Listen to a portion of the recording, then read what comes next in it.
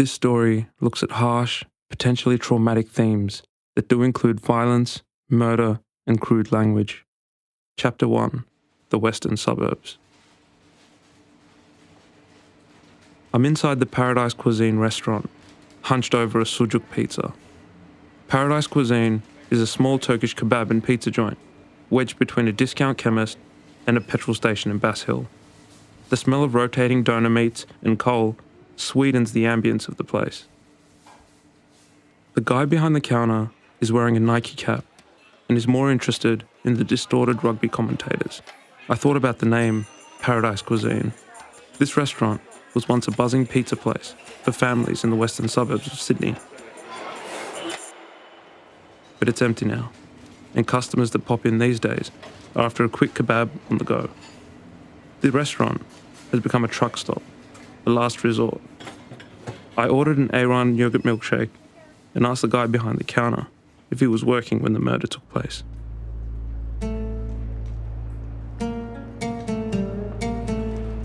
One lazy afternoon in 2009, the bearded patriarch of a so-called Lebanese crime family took his wife, sister and children to lunch in Paradise. Just after 3 p.m, before they might have finished their kebabs, pizzas and salty fries, a burly man in a hoodie caught his eye. Abdul told his family to stay seated. He walks over to a man everyone in the area knew as Blackie Fada. These were lifelong enemies whose paths had crossed by chance or fate.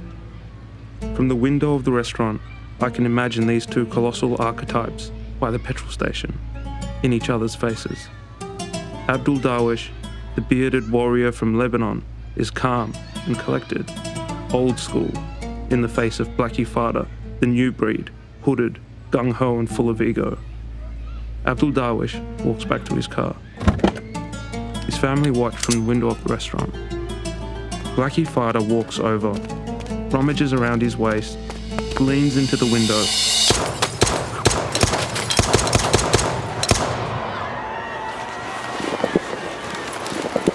and fires 12 shots into Abdul Darwish's car. After a hail of bullets, the echo from the shots cease, and he dies in that instant. His car rolls over the street and crashes into a tree. His children might have been standing where I am now, watching from the window. Almost a decade of war between the two rival Lebanese clans, the Darwishes and the Razaks, would crescendo into this murder. Now, before I continue, I need to stress that not all members of the Darwish or Razak family were involved in crime. Most of them were never even charged with a crime. This story has been reported as a war between two crime families, but the reality is that only a few family members on each side have ever been convicted of a crime. In those days, there were a lot of drive-by shootings. A lot. You could smell the gunmetal. In the early 2000s, these events will lead to racially charged investigations, set to the tune of a time when Muslims were in the headlights. 100% of our victims are Arabic or Lebanese background, and the perpetrators are the same culture. We don't need these Lebanese. Whoever wants to take it away from us! The gangs live by a blood-in, blood-out honour code, informed by their faith, their culture, and the streets. You had to be strong, you had to be tough. The weak didn't survive. They still believe that they're operating in a barbarian state. By the end of this story, 5 people will be murdered, and 7 will be put behind bars.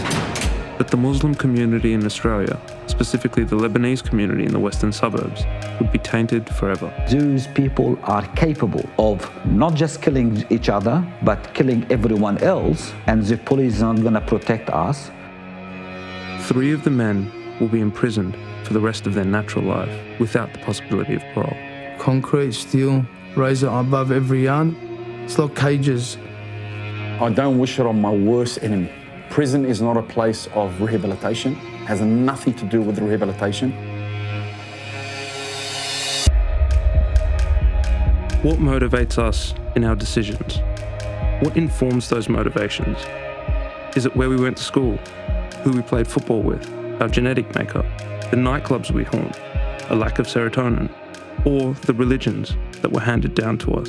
Is there a point where someone can be afforded a degree of sympathy, especially when they're dealt a dreadful hand?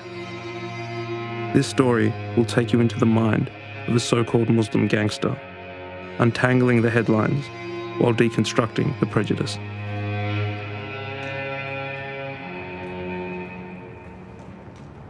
I'm Mahmood Fazal, and in my own life, I made my way up the ranks of the Mongols Motorcycle Club, and as an outlaw biker, enforced violence and earned the rank of Sergeant-at-Arms. My identity as an Afghan and a Muslim was at odds with the society I was raised in, and it's through the story of those involved in the Darwish-Razak feud that I'm trying to understand why so many young Muslims like me turn to violence, and how it, in turn, ruins them. Where do these identities come from? What does it mask? For me, this suburban gang war, set on the outskirts of Sydney, captures a range of issues that illustrate the headspace of Muslims around the world. Through conversations with the gang members, I hope to make sense of my own life, as well as theirs. In many ways, this was my story. My parents moved here to escape the Soviet war in Afghanistan. I was raised in suburban Victoria, but it was after 9/11 that I was forced to wrestle with who I was, where I was from, and what my place in society was. In Dandenong, the area where I earned my stripes, I learned how to become a man in the boxing garages, listening to trance music while being beaten up by the Pacific Islanders, with hands like boulders. These beatdowns scolded me into believing that pain is something men must learn to put aside. I found solace and an escape when I learnt about art in high school, largely because artists still appreciated the otherworldliness of my Pashtun roots. They wanted to hear Ahmed Zayed rock and roll records from the Afghanistan of the 70s, read poems by warlords like Khoshal Khan Khatak, and hear about the revolutionary uprisings of Ahmad Shah Massoud or the Mujahideen. I was accepted into the prestigious Victorian College of the Arts and spent 3 years on holiday, away from the bare-knuckle areas that had made me believe hate was the only way to deal with a society that hates you. I failed as an artist and wound back to the place I had left behind. I was sinking back into the community that raised me and escaped with a methamphetamine addiction. I was hanging around the older boys who were pushing heroin and started hustling odd jobs as a debt collector. My life would deteriorate from wearing whites to Saturday games at the local cricket club to sporting bikie colours in Australia's most violent outlaw motorcycle club. The roller coaster flew off the rails when my best friend was murdered. A year later, my cousin was gunned down outside his home too, and the world as I knew it collapsed.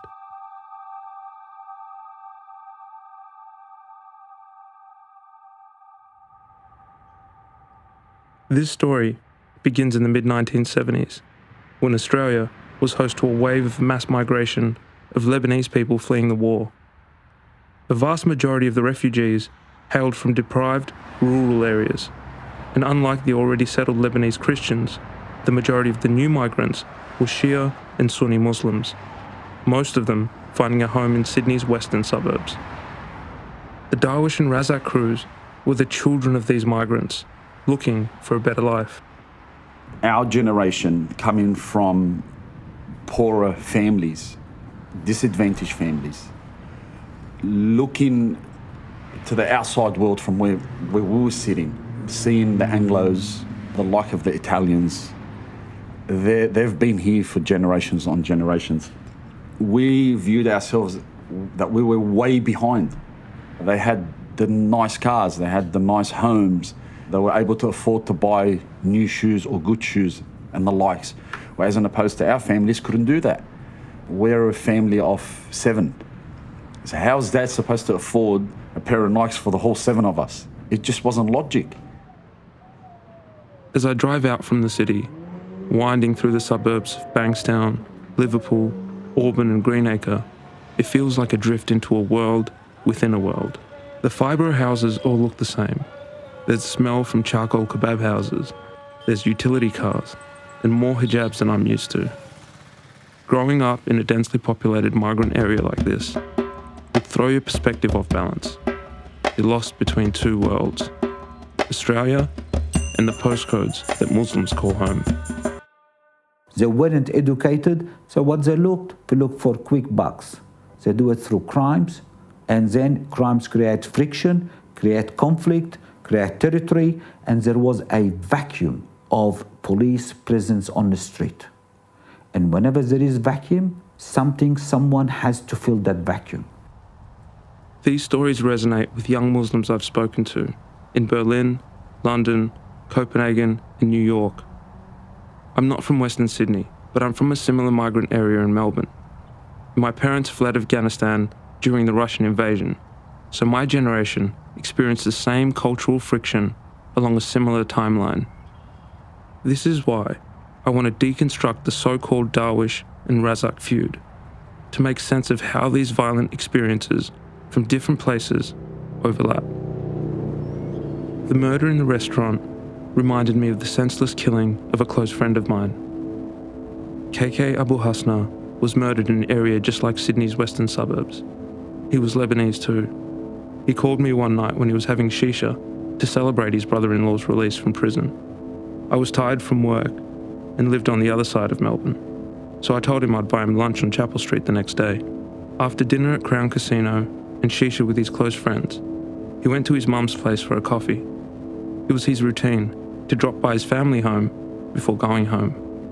When he stopped outside his mother's home, a van pulled up and two gunmen opened fire into his car. KK was murdered in the family driveway. A father of 6 was shot multiple times deep in the suburbs, and he died in front of his family. On the drive toward the Northern Memorial Cemetery for KK's funeral, my friends were circulating a YouTube video for the funeral of another Muslim murder victim in Sydney. The crude video streaming through the speaker of my cousin's car was of Muhammad Hoblos at the foot of the slain boy's grave. Muslims killing Muslims! Really? Muslims killing Muslims!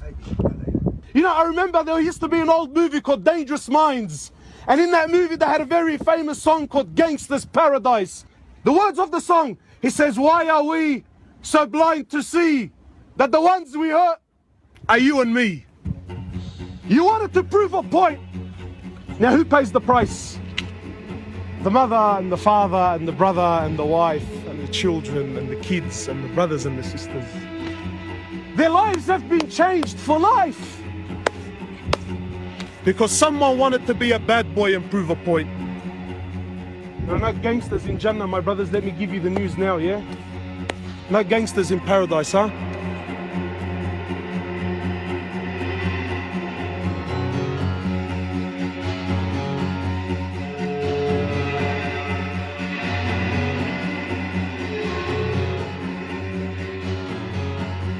Although the violence was taking place 1,000 kilometres away, in Melbourne, these stories still resonate because we understand the circumstances and how these events unfold.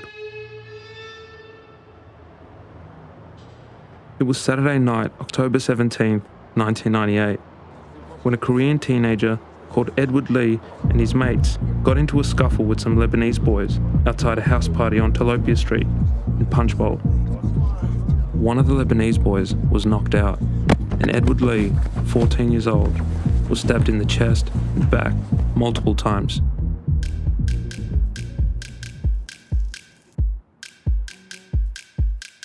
The senseless killing of Edward Lee was a shocking crime that affected everyone.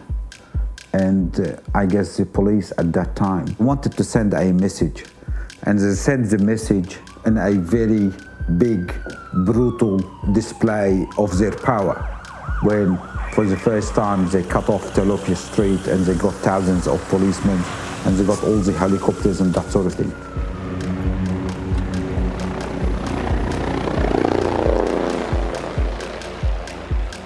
So the police had now effectively dismantled the Talopia Street gang. And as the dust settled, the power players in the area saw opportunity. Adnan Eddie Darwish was a notorious gangster, and he seized the opportunity to expand his drug turf and conquer the area. He rallied together a loyal battalion, and that's when he met Ramzi Awad.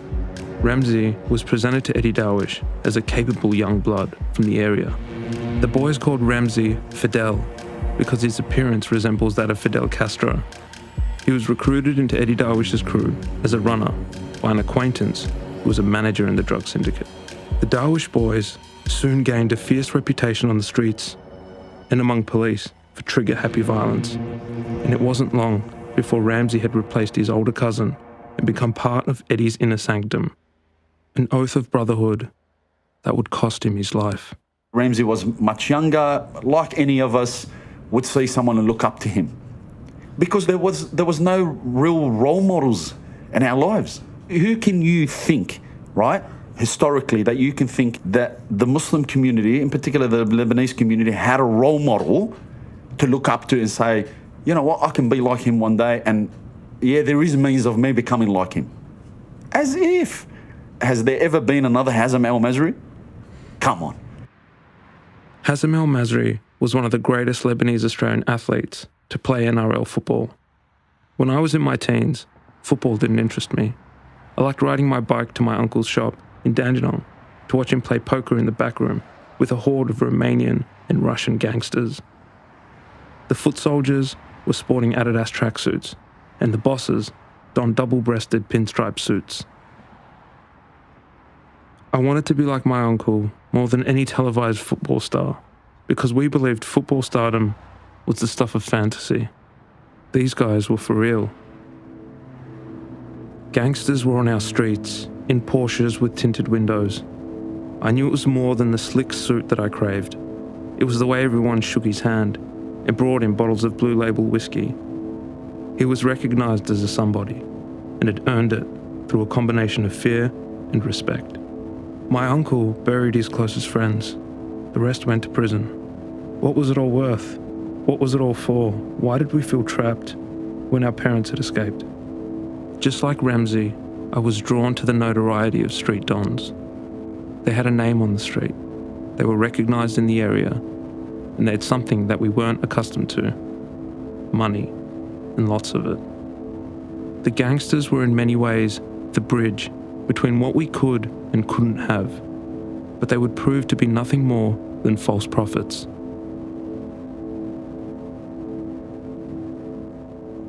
You are about to receive a phone call from the correctional facility. The conversation will be recorded and may be monitored. This call is originating from the Long Bay Metropolitan Special Program Centre. Assalamu alaikum, Ramzi. How are you?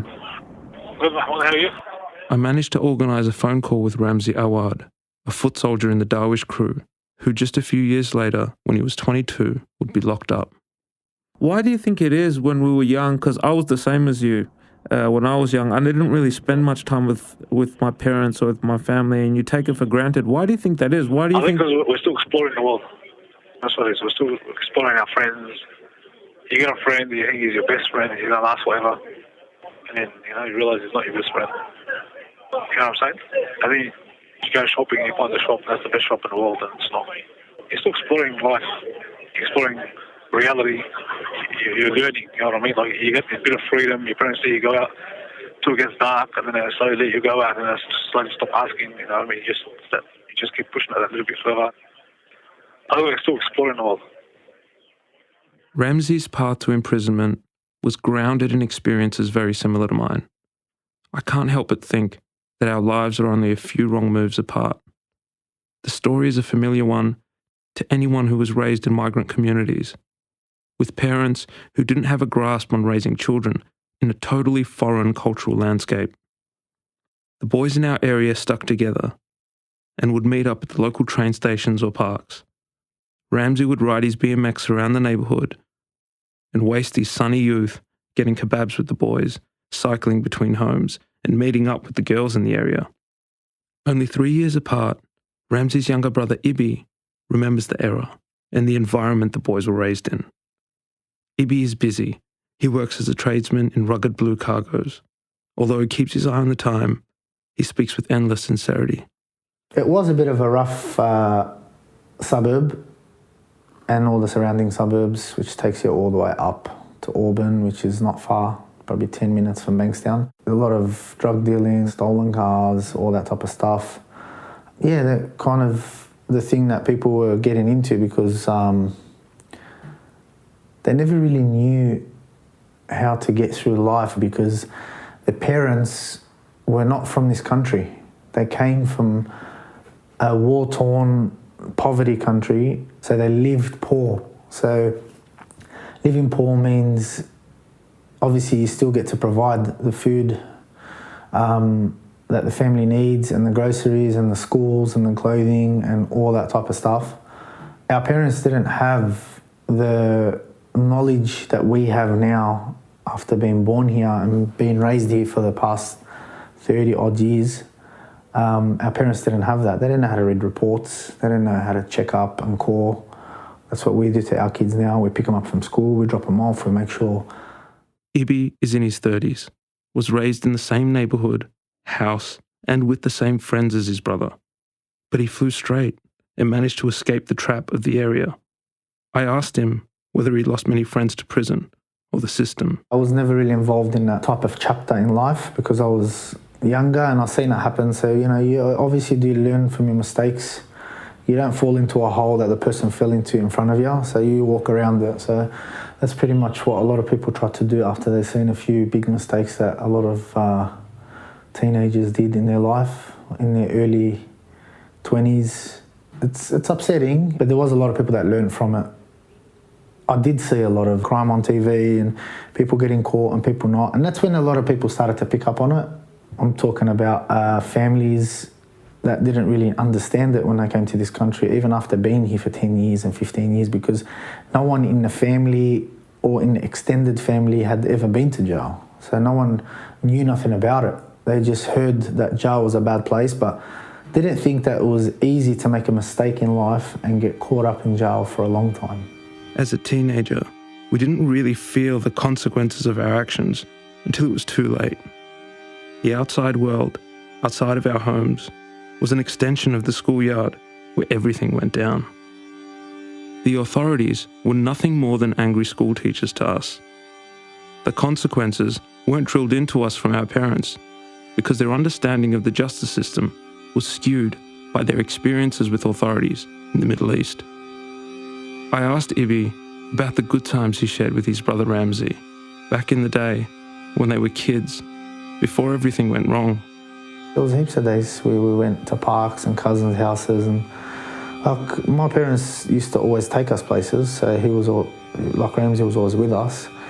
We used to go to our Eid celebrations with the family. A lot more times on my mum's side. She's got a big family. So they used to get together at a hall. And yeah, we used to go every year to a barbecue. All my cousins, my uncles, aunties' sons. My cousins are really close with my brother as well. Or they were before. He went to jail. I thought about the Eid celebrations I would attend at my uncle's house. It's the few times in a year that you really spend time with your loved ones and catch up on the things that matter. As I hit my teenage years, I felt as though I had a clear grasp of what the world was and how I could conquer it. But I didn't. I wasn't prepared. Neither was Ramzi. I'm here now telling you this story, and Ramzi is in a maximum security prison, serving life without the possibility of parole.